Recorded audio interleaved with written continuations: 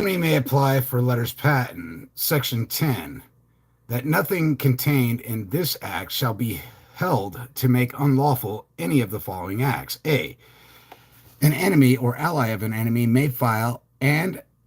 prosecute in the United States an application for letters patent or for registration or of trademark, print, label, or copyright, and may pay any fee therefore in accordance with and as required by the provisions of existing law, and fees for attorneys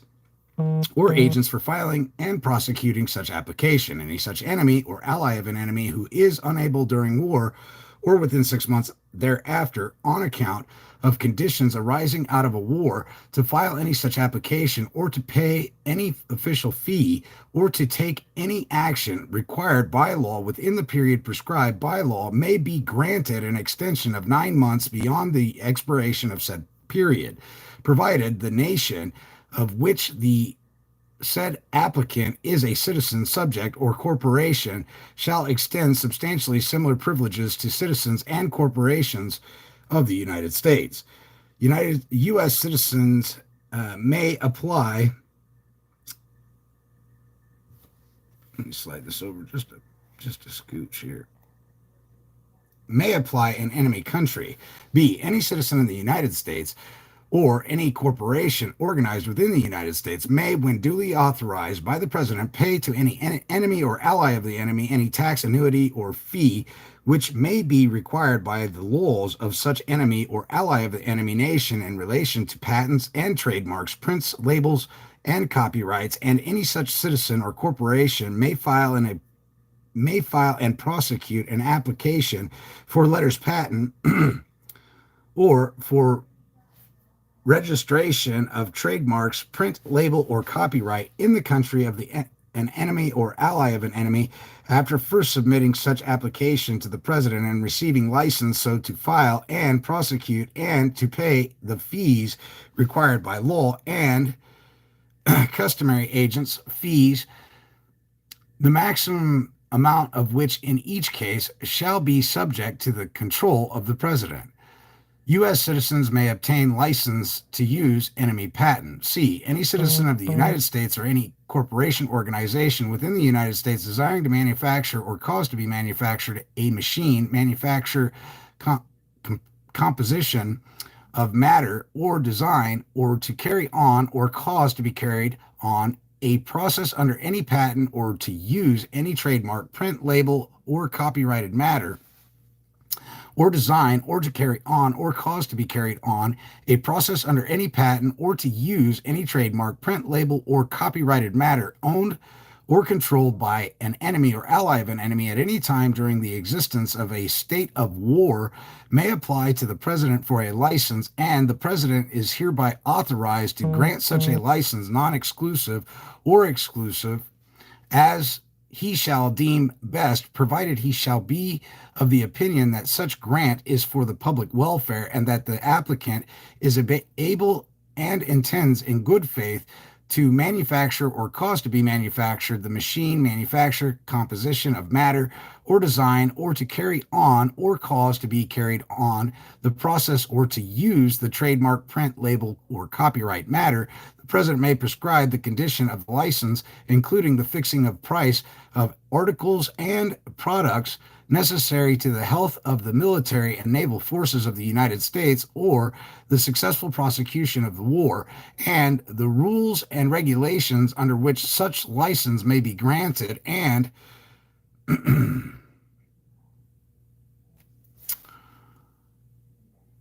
and the fee which shall be charged therefor, not exceeding $100 and not exceeding 1% of the fund deposited as hereinafter provided. Such license shall be a complete defense to any suit at law or in equity instituted by the enemy or ally of the enemy owners of the letters patent, trademark, print, label, or copyright, or otherwise against the licensee for infringement or for damages, royalty, or other money award on account of anything done by the licensee under such license, except as provided in subsection F hereof. D, statement of use and enjoyment of patent. D, the licensee shall file with the President a full statement of the extent of the use and enjoyment of the license, and of the price received in such form and at such stated periods, at least annually, as the President may prescribe, and the licensee shall pay at such time as may be required to the alien property custodian not to exceed 5% of the gross sum received by the licensee from the sale of said invention or use of the trademark, print, label, or copyrighted matter, or if the President shall so order, 5% of the value of the use of such invention, trademark, print, labels, or copyrighted matter to the licensee as established by the President, and sums so paid shall be deposited by said alien property custodian forthwith in the Treasury of the United States as a trust fund for said licensee and for the owner of the said patent, trademark, print, label, or copyrighted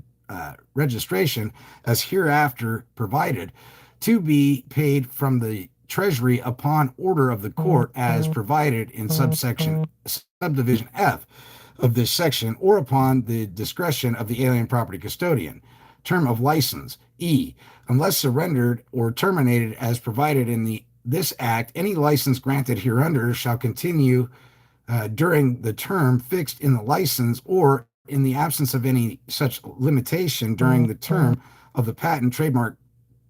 print, label, or copyrighted registration under which it is granted. Upon violation by the licensee of any of the provisions of this act or of the conditions of the license, the President may, after due notice and hearing, cancel any license granted by him. Enemy owner may sue for accounting. F. The owner of any patent, trademark, print, label, or copyright under which the license is granted hereunder may, after the end of the war and until the expiration of the 1 year thereafter, file a bill in equity against the licensee in the District Court of the United States for the district in which the said licensee resides, or if a corporation in which it has its principal place of business, to which suit the Treasurer of the United States shall be made a party for recovery for the said licensee for all use and enjoyment of the said patented invention, trademark, print, label, or copyrighted matter, provided, however, that whenever suit is brought, as above, notice shall be filed with the alien property custodian within 30 days after date of entry of suit. All defenses available, provided further that the licensee may make any and all defenses which would be available where no license granted. The court on due proceedings may adjudge and decree to the said owner payment of a reasonable royalty. The amount of said judgment and decree, when final, shall be paid on order of the court to the owner of the patent from the fund deposited by the licensee, so far as such deposit will satisfy said judgment and decree, and the said payment shall be in full or partial satisfaction of the said judgment and decree as the facts may appear, and if after payment of all such judgments and decrees there shall remain any balance of said deposit, such balance shall be repaid to the licensee on order of the alien property custodian. If no suit is brought within 1 year after the end of the war, or no notice is filed as above required, then the licensee shall not be liable to make any further deposits, and all funds deposited by him shall be repaid to him on order of the alien property custodian upon entry of suit and notice filed as above required, or upon repayment of funds as above provided. The liability of the licensee to make further reports to the President shall cease. Practice of hearing. If suit is brought as above provided, the court may at any time terminate the license and may in such event issue an injunction to restrain the licensee from infringement thereafter, or the court, in case the licensee prior to suit shall have made investment of capital based on possession of the license, may continue the license for such period and upon such terms and with such royalties as it shall find to be just and reasonable. Enemy may enjoy infringement of patent. G. Any enemy or ally of the enemy may institute and prosecute suits in equity against any person other than a licensee under this act to enjoy infringement of letters, patent, trademark, print, label, and copyright in the United States owned or controlled by said enemy or ally of the enemy in the same manner and to the extent that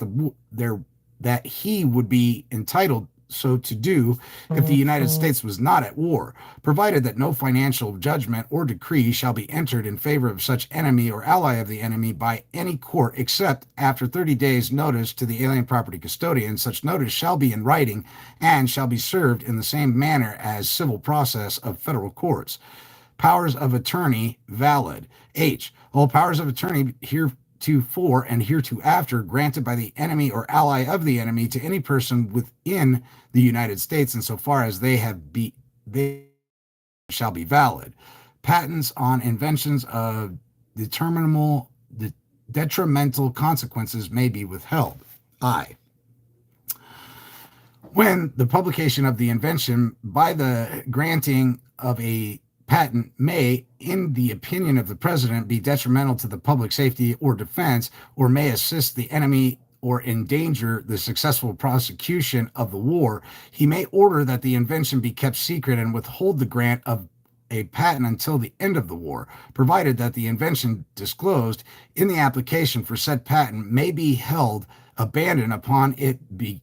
being established before or by the commissioner of patents that in violation of said order, said invention has been published, or that an application for a patent therefore has been filed in any other country by the inventor or his assigns or legal representatives without the consent or approval of the commissioner or under a license of the president. When an applicant whose patent is withheld as herein provided and who faithfully obeys the order of the president above referred to shall tender his invention to the government of the United States for its use, he shall, if he ultimately receives a patent, have the right to sue for compensation in the Court of Claims, such right to compensation to begin from the date of the use of the invention by the government, may prohibit imports. Section 11. Whenever during the present war the president shall find that the public safety so requires and shall make proclamation thereof, it shall be unlawful to import into the United States from any country named in such proclamation any articles or articles mentioned in such proclamation, except as such time or times and under such regulations or orders, and subject to such limitations and exceptions as the president shall prescribe, until otherwise ordered by the president or by Congress, provided, however, that no performance shall be given to the ports of one state over those of another. Investment of funds in government bonds. Subsection 12. Section 12. That all monies, including checks and drafts, payable on demand, paid to or received by the alien property custodian pursuant to this act shall be deposited forthwith into the Treasury of the United States and may be invested and reinvested by the Secretary of the Treasury in the United States bonds or United States certificates of indebtedness under such rules and regulations as the President shall prescribe for such deposit investments and sale of securities, and as soon after the end of the war as the President shall deem practicable, such securities shall be sold and the proceeds deposited into the Treasury. Banks may act as depositories for Custodian, also Secretary of Treasury. All other property of the enemy or ally of the enemy conveyed, transferred, assigned, delivered, or paid to the alien property custodian hereunder shall be safely held and administered by him, except as hereinafter provided, and the president is authorized to designate as a depository or depositories of property of an enemy or ally of an enemy any bank or banks or trust company or trust companies or other suitable depository or depositories located and doing business in the United States. The alien property custodian may deposit with such designated depository or depositories, or with the Secretary of the Treasury, any stocks, bonds, notes, time drafts, time bills of exchange, or other securities or property except money or checks or drafts payable on demand, which are required to be deposited with the Secretary of the Treasury, and such depository or depositories shall be authorized and empowered to collect any dividends or interest or income that may become due and any maturing obligation held for the account of such custodian. Any monies collected on said account shall be paid and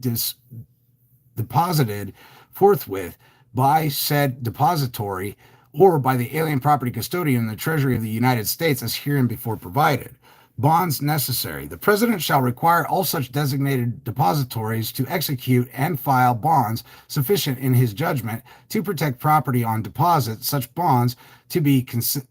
conditioned as he may direct. Power of alien property custodian. The alien property custodian shall be vested with all of the powers of the common law trustee in respect of all property other than money which has been or shall be, or which has been or shall be required to be conveyed, transferred, assigned, delivered, or paid over to him in pursuance of the provisions of this act, and in addition thereto, acting under the supervision and direction of the President, and under such rules and regulations as the President shall prescribe, shall have power to manage such property and do any act or thing in respect thereof, or make any disposition thereof, or of any part thereof by sale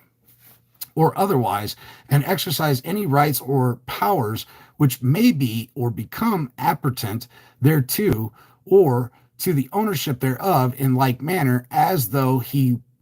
were to the ownership thereof in like manner as though he were the absolute owner thereof, provided that any property sold under this act, except when sold to the United States, shall be sold only to American citizens at public sale to the highest bidder after public advertisement of time and place of sale, which shall be where the property or a major portion thereof is situated, unless the President stating the reasons therefor in the public interest shall otherwise determined. Provided further that when sold at the public sale, the alien property custodian, upon the order of the President stating the reasons therefor, shall have the right to reject all bids and resell such property at public sale or otherwise as the President may direct. Any person purchasing property from the alien property custodian for an undisclosed principal or for resale to a person not a citizen of the United States, or for the benefit of a person not a citizen of the United States, shall be guilty of a misdemeanor and upon conviction shall be subject to the fine of not more than $10,000 or imprisonment for not more than 10 years or both, and the property shall be forfeited to the United States. It shall be the duty of every corporation incorporated within the United States and every unincorporated association or company or trustee or trustees within the United States issuing shares or certificates representing beneficial interest to transfer such shares or certificates upon his or their books into the name of the alien property custodian upon demand, accompanied by the presentation of the certificates which represent such shares or beneficial interest. The alien property custodian shall forthwith deposit in the Treasury of the United States as hereinbefore provided the proceeds of any such property or rights so sold by him.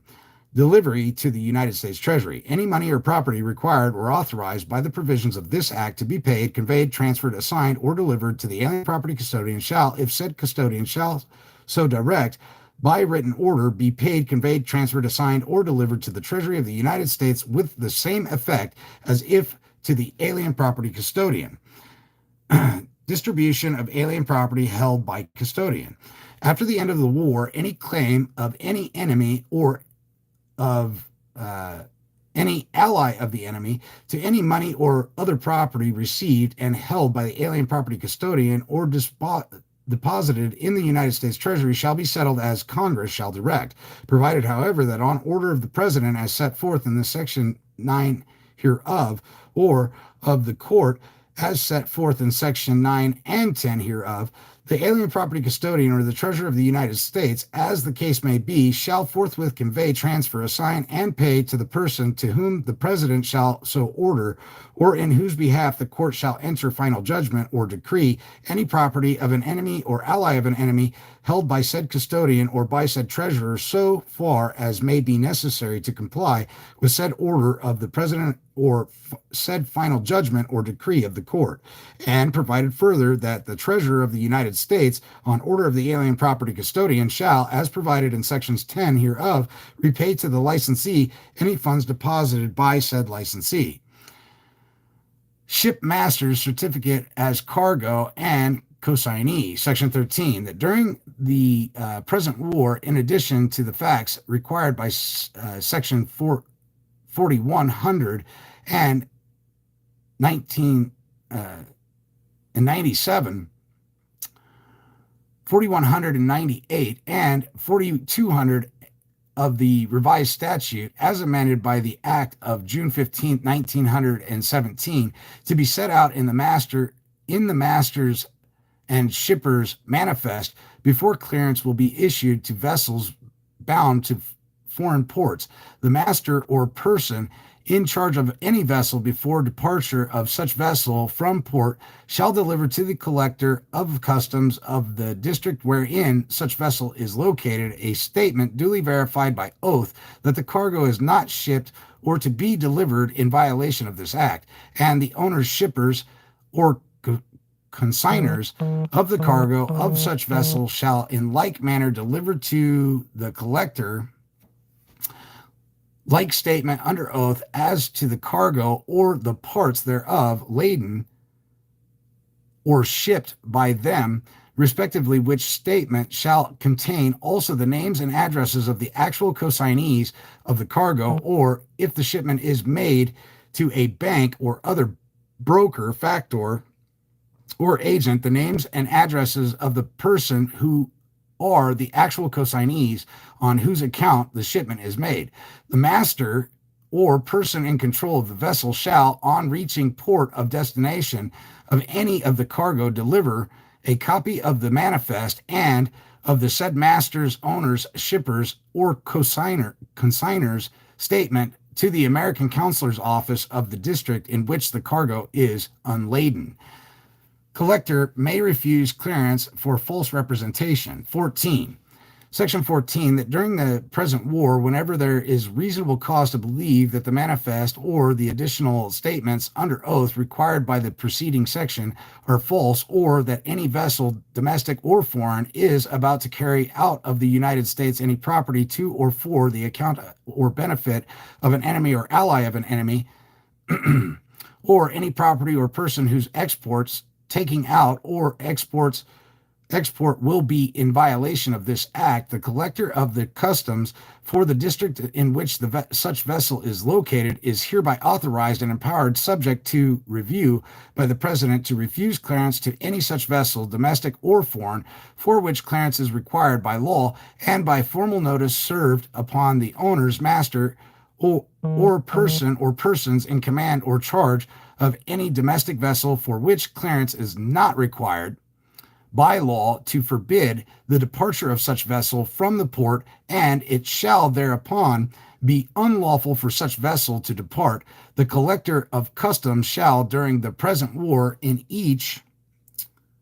case report to the president the amount of gold or silver coin or bullion or other money of the United States contained in any cargo intended for export. Such report shall include the names and addresses of the consignor and consignees, together with any facts known to the collector with reference to such shipment, and particularity those which may indicate that such gold or silver coin or bullion or monies of the United States may be intended for delivery or may be delivered directly or indirectly to an enemy or ally of an enemy. Appropriation 450,000. Section 15, that the sum of the 450,000 is hereby appropriated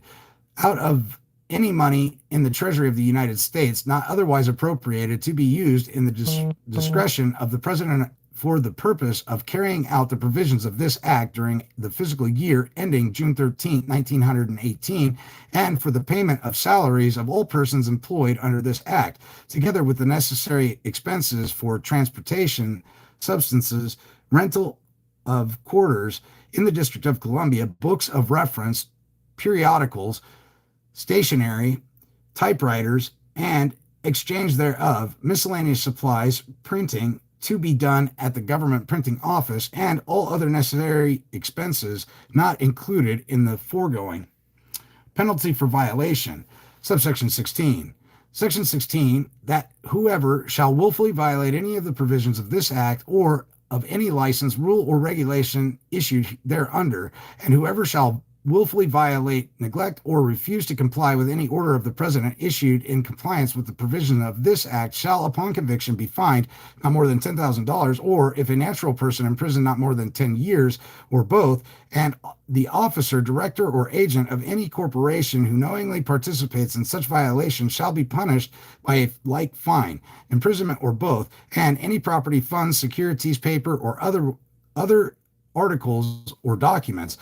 or any vessel together with her tackle, apparel, furniture, and equipment concerned in such violation shall be forfeited to the United States. United States District Courts, subsection section 17. That the district courts of the United States are hereby given jurisdiction to make and enter all such rules as to notice and otherwise, and all such orders and decrees, and to issue such processes as may be necessary and proper in the premise to enforce the provisions of this act, with a right of appeal from a final order or decree of such court as provided in section 128 and 238 of the Act of March 3rd, 1911, entitled An Act to Codify, Revise, and Amend the Laws Relating to the Judiciary. Philippines and Canal Zone. 18. Section 18. That the several courts of the first instance in the Philippines Islands and the District Court of the Canal Zone shall have jurisdiction of offenses under this act committed within their respective districts, and concurrent jurisdiction with the district courts of the United States of offenses under this act committed upon the high seas, and of conspiracies to commit such offenses as defined by section 37 of the act entitled An Act to Codify, Revise, and Amend the Penal Laws of the United States, approved March 4th, 1909, and the provisions of such section for the purpose of this act are hereby extended to the Philippine Islands and to the Canal Zones. Publication in foreign language. 19. Section 19. That 10 days after the approval of this act and until the end of the war, it shall be unlawful for any person, firm, corporation, or association to print, publish, or circulate, or cause to be print, published, or circulated in any foreign language, any news item, editorial, or other printed matter respecting the government of the United States or of any nation engaged in the present war, its policies, international relations, the state, or conduct of the war, or any matter relating thereto, provided that this section shall not apply to any print, newspaper, or publication where the publisher or distributor thereof, on or before offering the same for mailing, or in any manner distributing it to the public, has filed with the postmaster at the place of publication in the form of an affidavit, a true and complete translation of the entire article containing such matter proposed to be published in such print, newspaper, or publication, and as caused to be printed in plain type in the English language at the head of each such item, editorial, or other matter, on each copy of such print, newspaper, or publication, the words true translation filed with the postmaster at blank on, naming the post office where the translation was filed and the date of the filing thereof, as required by the act of, here giving the date of this act. Any print, newspaper, or publication in any foreign language which does not conform to the provisions of this section is hereby declared to be non-mailable, and it shall be unlawful for any person, firm, corporation, or association to transport, carry, or otherwise publish or distribute the same, or to transport, carry, or otherwise publish or distribute any matter which is made non-mailable by the provisions of the Act relating to espionage, approved June 15, 1917, provided further that upon the evidence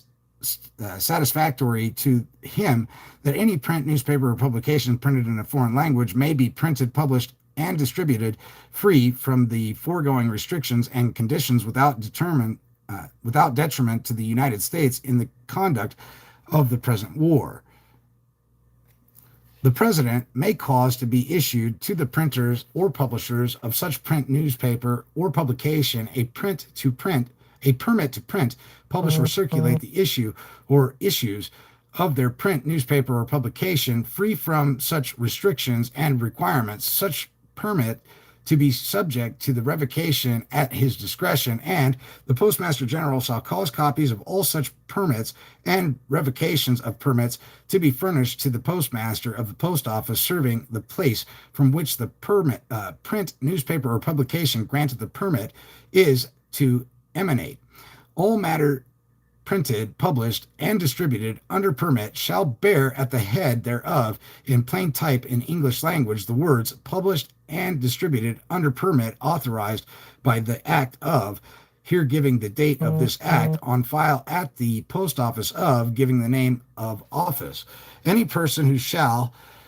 make an affidavit containing any false statements in connection with the translation provided for in this section shall be guilty of a crime of perjury and subject to the punishment provided thereof by sections 125 of the Act, March 4th, 1909, entitled An Act to Codify, Revise, and Amend the Penal Law of the United States, and any person, firm, corporation, or association violating any other requirements of this section shall, on conviction thereof, be punished by a fine not more than 500, or by imprisonment not more than 1 year, or in the discretion of the court may be both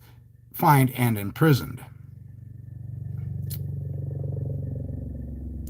Guaranty Trust Company of New York functions and facility. Guaranty Trust Company of New York invites accounts of banks and bankers, firms, corporations, and individuals. Functions and facilities. General Banking Department transacts the banking business of the company, extends credit, pay interest on daily balances and on certificates of deposit. Department of Bank and Banks centralizes the company's various facilities for the advancement of its correspondence interest and promotes the efficient handling of their business. Foreign Department undertakes all kinds of foreign banking transaction, has direct relations with leading banks in all parts of the world, accepts drafts for the purpose of financing shipments to or from the United States, issues letters of credit and travelers checks, deals in acceptances. Bond Department investigates, examines, and underwrites bond issues, giving information to customers regarding their investments, buys and sells securities. Trust Department acts as trustee under corporate mortgages, acts as executor, administrator with the will annexed, testamentary trustee, guardian of estates of infants, committee of property of incompetence, trustee under voluntary trust, acts as depository and agent of voting trustees, holding securities or cash under escrow agreements, acts as custodian of securities and financial agents for individuals and corporations, acts as depository for corporations organizing, reorganizing, or establishing, transfer, registration, and coupon department, acts as transfer, physical, and dispersing agent, registrar, and co-registrar. Publicity Department prepares for the benefit of the customer and other digests of state and federal laws relating to taxation, governmental requirements, etc., issuing pamphlets on financial and economic subject of timely interest, and furnishing information on business questions. Statistical Department organized to furnish accurate and up-to-date information in regard to securities and investment conditions. Credit Department furnishes information in regard to the financial responsibility of individuals and business houses throughout the world. Member Federal Reserve System. Through our membership in the Federal Reserve System, we are enabled to give our customers the benefit of its credit facilities and rediscount and collection privileges. Foreign offices. This company maintains fully equipped offices in London and Paris. It has resident representatives and travelers in many countries abroad, affording to importers and exporters complete facilities for extending their international trade. Full details of the facilities offered by any or all of the departments will be sent on request. So you got to request those if you want to, if you're interested in anything the Guarantee Trust Company of New York has to offer, which is really interesting. When you get to the trust department, I would be highly intrigued about what they offer with the trust department. All right. And that concludes this book, ladies and gentlemen. Uh,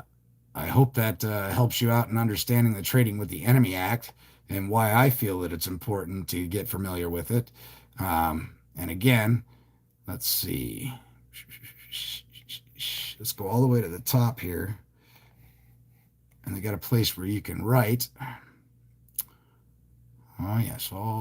let's back out of this just a hair so you can see all this.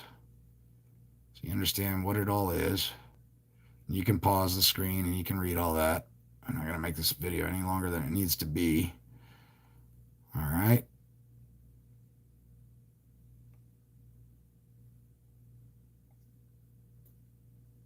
Now, what I was looking for was an address, and I think it is right there. There's your address for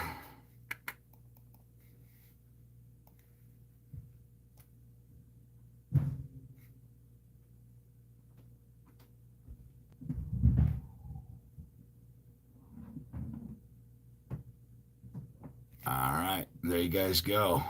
Next time we come back, we'll be talking about Title 15. I'm going to be showing you the same shit in Title 50. I'm going to be showing you the same stuff in Title 50. It's got a little more detail in it. I hope this helps you guys out. Thanks again for all your support,